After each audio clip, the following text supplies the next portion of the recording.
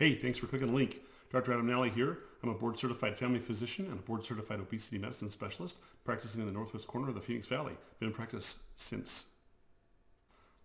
a long time, over 20 years.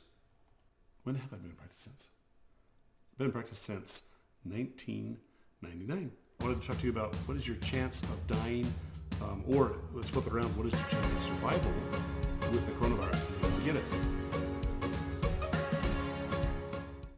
Well, number one, if you're less than 20 years old, your chance of survival is 99.98%. If you're 20 to 50 years old, your chance of survival is 99.97%. If you're 50 to 70 years old, your chance of survival is 99.5%. If you're over 70 years old, your chance of survival is about 95%. Not too bad. If you're pretty healthy and you follow a ketogenic or low carbohydrate diet, which I've been talking about for years, you actually improve that risk factor by some research is basically saying that it increases by about 75%. So if you follow a ketogenic or a low carbohydrate diet, you're improving that risk by up to 75%. Pretty good, pretty impressive. I think I'll have some bacon.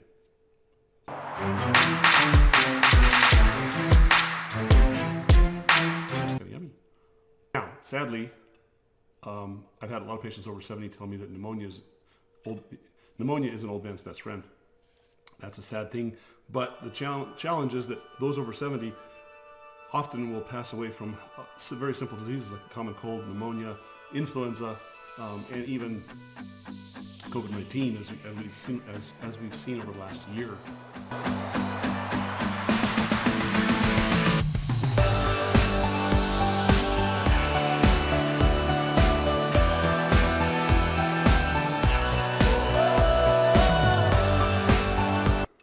This isn't something new.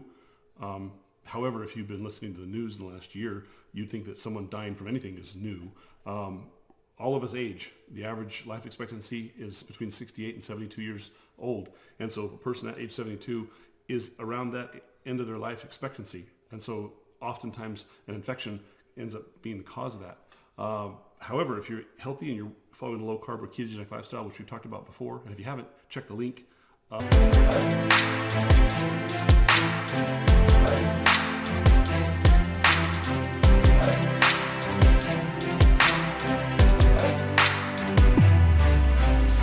Thousands of physicians and over 200 journal articles over the last 11 months demonstrate that if you've used azithromycin, hydroxychloroquine, or ivermectin, you actually have significant improvement in your overall outcome and death.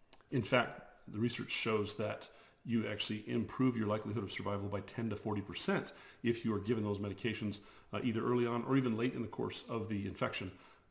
Over 200 journal articles talk about that in combination with both those medications in multiple studies in both animals and humans over the last 11 months. Pretty powerful. And they've been using these drugs for years and years, and they're actually very safe in most cases. They've been used with multiple disease processes. Get out of here! One of the things that I've found in my practice is the combination of zinc, vitamin D, niacin, vitamin C, melatonin, and magnesium play a big role also in helping the body to stabilize in all immunity and against all viruses and bacteria. So if you haven't been using those, check out my website in regards to using those on the coronavirus page. Well, they're China's problem now. Now, is hydrochloroquine bad or is ivermectin bad? Well, they've been using hydroxychloroquine and these other drugs for years and years. In fact, they're over the counter in most of those countries, and many people take them every Sunday, just as they call them their Sunday medications, because they're used every Sunday in prevention of malaria. So hydroxychloroquine and ivermectin have been around for years and are actually found to be very, very safe. In fact, the FDA says they're relatively safe in most cases. Yet, because of politics and because of a vaccine that's become available just recently, and the fact that the vaccine is going to cost you twice as much as a generic medicine like hydroxychloroquine or ivermectin. I'm the mascot of an evil corporation. They want you to get the vaccine, not a drug that solves the problem in about 48 hours. Physicians like me who've been using these drugs for the last 6 or 7 months have found that patients, in most cases, are dramatically improved within 48 hours. And some feel better within 12 hours.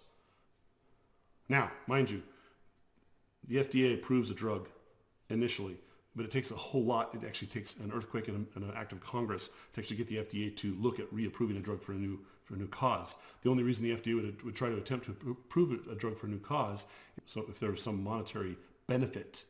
However, reapproving a generic drug gives the FDA and other drug manufacturers no monetary benefit. So there's no incentive to improve or to review these drugs, and they probably never will be reviewed. One of the reasons for becoming a physician is we have license to use medications based on the body's physiology off-label. As long as we disclose to you that the FDA didn't approve it for that, we can use these drugs off-label. And we disclose to you the pros and the cons and the benefits and the risk factors of using them in this capacity. However, a number of pharmacists around the valley and around the country have decided they don't want to dispense these because, the FDA said they shouldn't be used with these disease processes. But that's the challenge, is now we're letting your pharmacists practice medicine. Unfortunately, the pharmacists are beginning to practice a lot of medicine in regards to dispensing vaccines and telling my patients when and where to get their vaccine. In fact, a lot of pharmacists are actually applying for prior authorizations with my name for the patient, and I'm getting these denials when I never applied for them. This is the new thing because these pharmacies want to generate income. Now, that's not very politically correct of me to say that. So let's say I have a patient, which I did last week, who was literally on the fence of needing to be hospitalized because of symptoms of coronavirus. And that patient needed ivermectin and azithromycin. The pharmacist refused to dispense the ivermectin because he didn't feel comfortable based on the FDA's recommendation. However, the NIH has basically said we don't have a recommendation for or against right now because there's data out there and there's information that shows pros and cons. There's 200 studies that show the benefit of these medications in the use of coronavirus, yet the FDA is not going to review them, and they never will because there's no monetary incentive to do so. And that's the big challenge. But instead, a vaccine is now available, and these pharmacists are jumping on the bandwagon to give you a vaccine. The problem is that, as I showed you statistically, in the worst case scenario, if you are over 75, your risk of mortality is 5% with the coronavirus. But yet this vaccine, because it's an experimental COVID vaccine, meaning experimental means it never finished the fourth phase of its clinical trial, meaning it never completed its testing and was rushed to market prior to that fourth phase, which is essentially what you and I are now, is the fourth phase in a big, huge spectrum. What's most concerning is, as of last week, there's been 55 deaths in the United States and 23 deaths in Norway. There have been 96 severe life-threatening illnesses, events occurring after the vaccine. There have been 24 permanent disabilities, 225 hospitalizations, and almost 1,400 emergency room visits since this vaccine started being dosed a couple months ago. This is pretty significant. The other concern is that this particular strain of vaccine has the potential to damage a special lining of cells that protect the mom from the baby in pregnancy.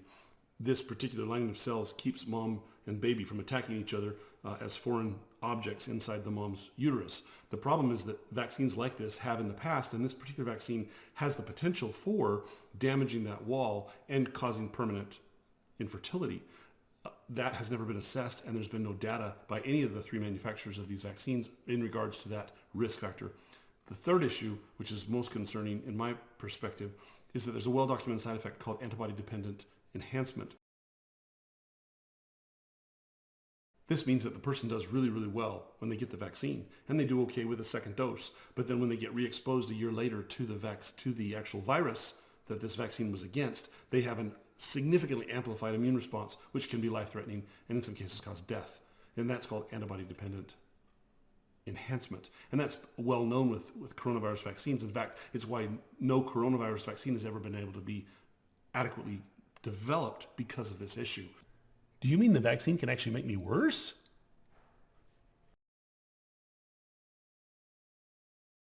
So to summarize, if you get the coronavirus infection, the likelihood of death is 0.5% or less, depending on your age bracket. Now, in those over 70, it is higher.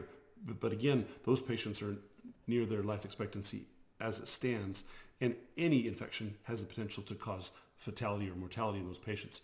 Second issue is that if you have any form of allergy to previous medicines, vaccines, or even foods like shellfish, the CDC doesn't recommend you get this vaccine because of that antibody-dependent enhancement that has the potential to be present. And that's what's happening to a number of people who have been hospitalized or had emergency room visits.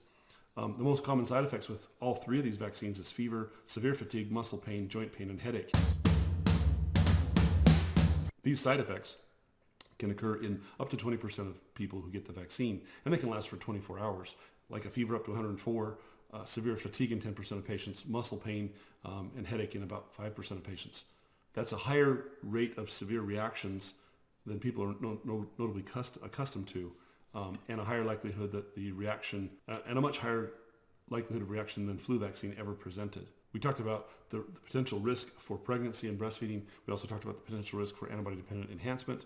And there are other risks that are already known that include transverse myelitis, multiple sclerosis, Guillain-Barré syndrome, and other neurologic diseases that occur with these types of vaccines. This is the first true mRNA virus that's been put out, and so we don't really truly know what are the long-term consequences of an mRNA vaccine that uses this type of nanotechnology. Check out the information below on my blog so you can read about this if you have further questions. And have a great day.